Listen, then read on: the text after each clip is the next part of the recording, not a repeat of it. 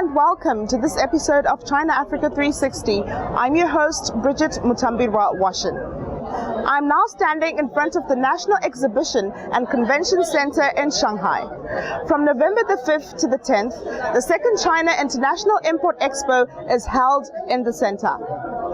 In May 2017, Chinese President Xi Jinping announced at the Belt and Road Forum for International Cooperation that China will hold the China International Import Expo from 2018.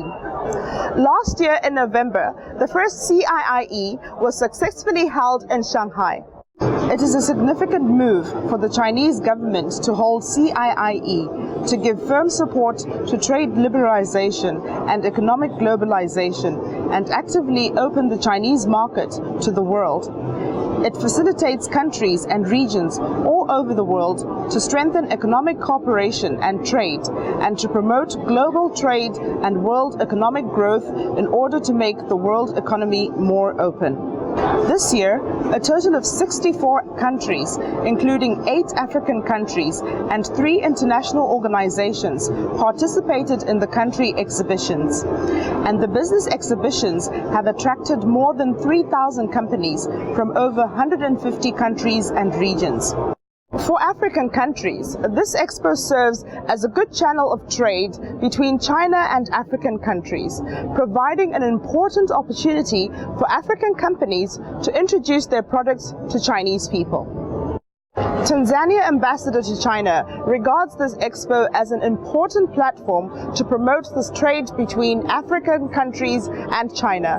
He shared his views on the expo. This platform will enable African countries to expose their products, will enable African countries to learn from the countries that are doing very well in this market, to see what is their secret, what can we learn from them.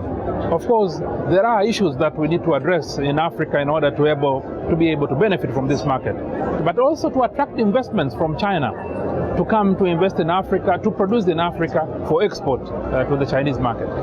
As you know, this China International Importation Expo does not only focus on trading, but also on service. So we are expecting tourism companies from Tanzania to sign deals with their Chinese counterpart to facilitate flow of tourists from China to Tanzania. Many African companies brought their products here to explore the Chinese market. And for South African companies at the Expo, a trade hub that has just been launched in Shanghai will further facilitate their business in China.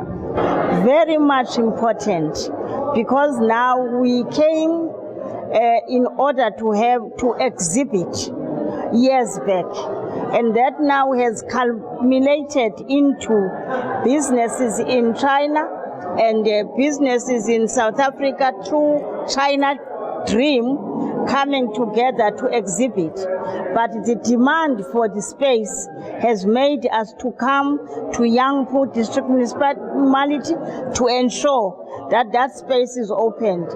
But it's not limited. It's going to expand and expand.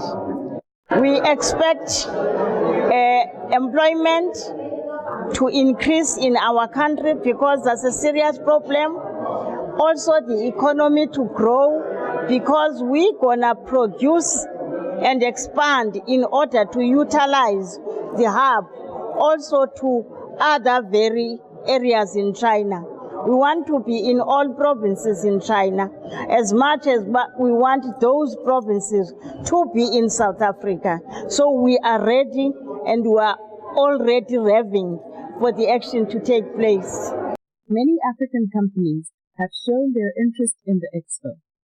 I think has contributed and it's also benefited from that good relationship that we have, and the continued opening up of China presents opportunities for us. I mentioned our investment, but also we import wax from South Africa. So the opening up and improved good political relationship is good for us, and it allows us to continue to grow our market here in China. The CIIE is the world's first import expo held at the national level, an innovation in the history of global trade. It is an important decision made by China to pursue a new round of high-level opening up, and is China's major initiative to still widen market access to the rest of the world.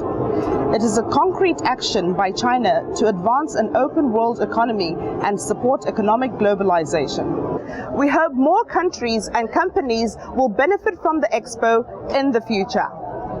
That's all for this episode of China Africa 360. Thank you for watching.